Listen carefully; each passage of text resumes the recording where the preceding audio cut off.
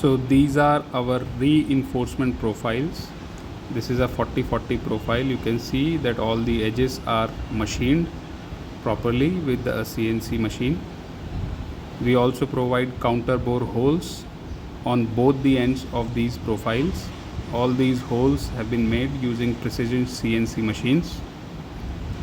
These reinforcement profiles provide rock solid stability to your load bearing applications. Here you can see how it has been used to form a 45-degree angle.